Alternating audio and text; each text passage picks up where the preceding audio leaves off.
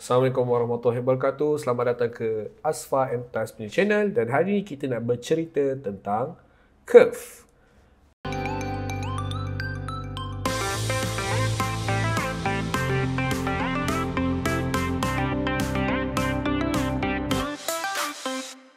Okay, curve ni adalah satu tools yang very powerful yang korang boleh dapat dekat Premiere Pro, After Effects, Photoshop, DaVinci Resolve, Filmora. Sebab curve ni senang cerita dekat mana-mana tools editing dia ada. Cuma orang abaikan kewujudan dia. Padahal curve ni sangat powerful untuk digunakan. Contohnya macam hari ni kita akan cuba color grading kita punya image sekarang ni yang ada ni menggunakan curve sahaja. Okay, macam korang tengok ni, footage kita sangat flat, tak ada warna, kelabu. Lepas tu kontras dia pun tak nampak. Sangat membosankan, sangat tak cantik. So footage ni saya ambil daripada our new project, Iklan Raya Production, yang which nanti korang boleh tengok dekat channel MTAS Production. So pasti korang tonton tau. Okay, tanpa masa, jom kita tengok macam mana tools curve ni digunakan dan apa kepentingan dia. So curve ni korang boleh buka tab. Kalau tak jumpa tab ni, korang boleh pergi atas ni, nampak ada learning, assembly, editing, color. Tekan bahagian color dan akan keluar satu tab Lumetri di belah kanan korang. So korang boleh pergi tekan kat curve, akan muncullah curve kat sini. So curve ni adalah macam graph tau. Dia satu line panjang. Tapi nak baca ni sebenarnya simple je. Hujung ni, yang paling atas ni, sebenarnya dia efek apa-apa yang terang dekat image kita. Iaitu bahagian highlight. Atas ni bahagian highlight. Mana kalau kita gerakkan, kita tekan klik kat sini, kita gerakkan, dia akan affect bacaan kat mana-mana bahagian yang terang dekat kita punya image. Contoh bahagian terang kat sini adalah kat bahagian awan ni, kat bahagian jalan, kat bahagian cermin ni, kat belakang cermin ni. Mana-mana kawasan yang terang, bila saya gerakkan kat sini, dia akan effect. Kalau contoh saya bawa ke bawah, bahagian terang tu akan menjadi gelap. Dan kalau saya bawa ke atas, dia akan makin terang. Alright. So double klik untuk reset balik. Dan dekat bahagian hujung ni adalah sebaliknya. Dia akan effect mana-mana kawasan shadow. Kawasan yang gelap. Contoh macam kat sini, kat baju dia yang gelap ni, kat rambut dia. Contoh kalau saya gerakkan saya makin ke bawahkan dia, mana-mana kawasan yang gelap akan jadi lagi gelap. Kalau saya bawa ke atas, dia akan jadi lagi terang ataupun sebenarnya dia jadi faded. Okay, double klik nak reset. Bahagian tengah pula adalah midtone. Midtone ni apa? Midtone ni adalah mana-mana kawasan dekat image kita yang punyai bacaan keterangan dia antara highlight dan juga antara shadow. Maknanya in between. Dia tak terang sangat, dia tak gelap sangat. Contoh midtone yang ada dekat kawasan image kita adalah muka ni, sawah padi ni, tanah ni. Bukan kawasan yang gelap sangat, bukan kawasan yang terang sangat. Senang cerita bahasa kampung dia macam itulah. Contoh, saya nak ubah midtone punya bacaan. Contoh saya klik kat bahagian tengah ni, klik, akan ada muncul satu titik ataupun keyframe kat sini. Yang which korang boleh tekan dan hold, korang cuba tolak ke atas. So semua midtone tadi akan jadi terang. Kalau ke bawah akan jadi gelap. So benda yang kita tengah pengaruhi ni adalah exposure. Kita mengubah kadar exposure dekat image kita. Contoh image kita sekarang flat kan. Contoh saya try turunkan midtone saya bagi gelap sikit. Kemudian bagi highlight, saya klik lagi satu key point kat sini supaya saya boleh gerakkan highlight. Saya nak terang. Tapi tengok, bahagian shadow kita pun turut bergerak sebab tu dia nampak makin gelap. So saya klik dekat bahagian shadow supaya naikkan sikit bahagian shadow. Saya tak nak gelap sangat. Saya naikkan sikit midtone saya naikkan highlight saya.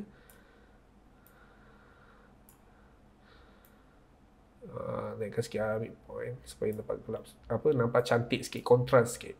So nampak kita dah ada sedikit warna di situ ya guys. Nampak situ. So kita ada highlight kita dengan jelas, kita ada kawasan shadow yang gelap kita dengan jelas, dan kita nampak balik dah warna-warna padi ni, warna kulit dia. Sebab kalau tidak tadi nampak sangat flat. Contoh saya off effect ni untuk tengok sebelum. Tengok ni sebelum, kelabu gila, dan selepas. Hanya dengan adjust exposure menggunakan curve sahaja. Kita tak buat apa-apa lagi. Kita tak buat proses color grading lagi. Mana kita tak buat color pun. Kita just adjust kadar keterangan image kita ni. Tapi dia dah mengubah banyak benda. Feel pun dah rasa lagi best. Nampak lebih hidup. Kulit dia pun nampak lebih sihat. Padi ni pun nampak warna hijau dia. So tak nampak buruk macam sebelum ni. Okey, bahagian yang kita ubah ni sebenarnya adalah bahagian RGB. Nampak tak ada 4 titik kat atas ni? Satu putih, merah, hijau dan juga biru. Putih ni, apa yang kita buat sekarang ni? Exposure saja. Dia tak sentuh langsung bahagian color. Maknanya dia tak mengubah apa-apa color yang ada kat image kita. Dia tak sentuh. Dia just sentuh kadar keterangan je. Sama ada pergi gelap, pergi terang. Dan sekarang kita nak pergi lebih dalam. Kita nak pergi kat setiap channel yang ada dalam curve ni. Contoh sekarang kita pergi ke channel merah. Saya klik dan akan keluar satu line channel merah. Function dia sama sahaja, cuma kali ini dia mengubah warna. Contoh, kalaulah kita naikkan ke atas, image kita akan jadi lebih warna merah. Okey, kalau kita pergi bawah, dia akan jadi warna cyan.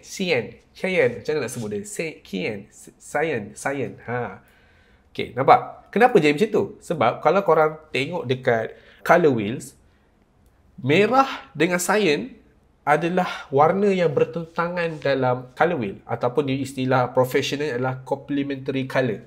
So maknanya kalau pergi atas pergi merah, tapi kalau kita pergi bawah dia akan pergi ke warna yang berlawanan dengan color wheel dia, iaitu cyan. Okey, kalau hijau pula pergi ke atas akan jadi hijau. Tapi bila kita pergi ke bawah, warna yang berlawanan dalam color wheel hijau adalah warna magenta. Magenta ataupun bahasa kita ungu kot. Ungu ke pink macam tu lah. So nampak? Pergi atas hijau, pergi bawah magenta. Macam tu juga biru. Biru, pergi atas jadi biru. Kalau dia pergi bawah, dia akan pergi yellow. Sebab dalam color wheel, biru complementary colournya adalah warna yellow atau kuning. Okay, so apa function tiga-tiga channel ni? Functionnya adalah untuk kita nak adjust dan juga ubah warna dalam kita punya klip ikut apa yang kita rasa cantik. Sebab color grading ni subjektif. Apa yang kita rasa cantik mungkin orang rasa tak cantik. Apa yang orang rasa cantik mungkin kita rasa tak cantik. So bergantung pada korang. Ini adalah cita rasa saya. So sepanjang tutorial ni, saya tak kata color yang saya buat ni betul. Tapi saya ajar asas macam mana nak menggunakan keempat-empat channel curve ni untuk achieve color grading yang korang nak nanti.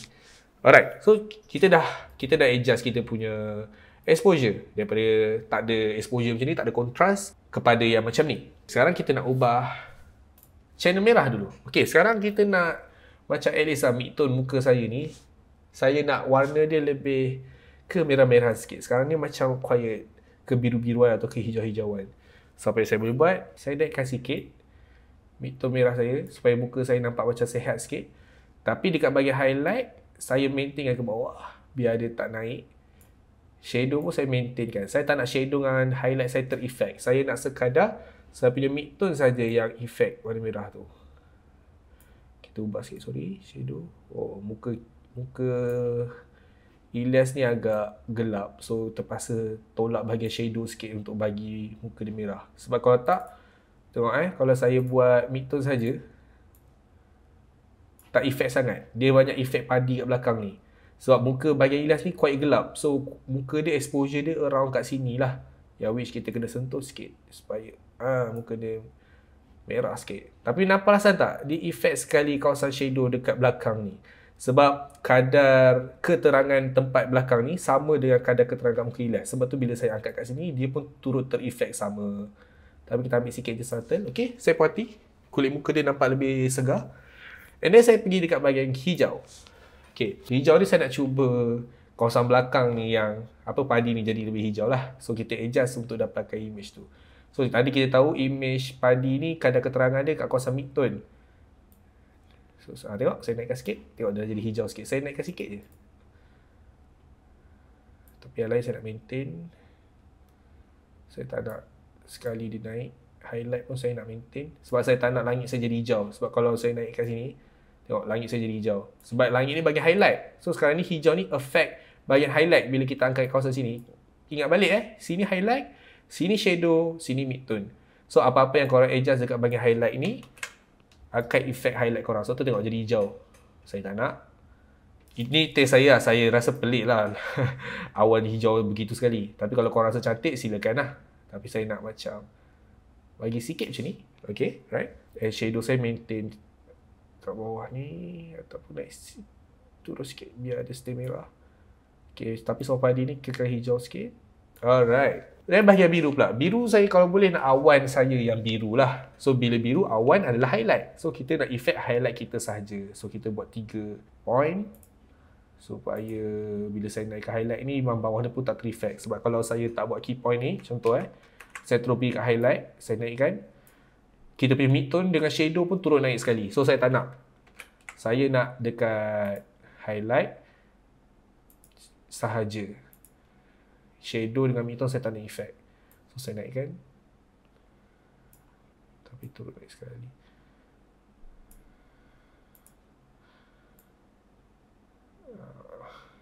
Kau nampak? Kita punya langit dah sedikit biru, tapi biru dia quiet. Tak real. So saya kena kurangkan sikit, bagi subtle je. Begitu. Tak nak over sangat. Shadow ni saya turunkan sikit. Nampak kat bahagian shadow macam kebiruan sangat. Tapi bila saya turun ke bawah, ingat, bila biru, berlawanan dia apa? Yellow. So bila kita ke bawah ni, shadow kita akan jadi kuning. Nampak? Kita bagi shadow akan kekuningan sikit. Sikit je. Okay. Alright.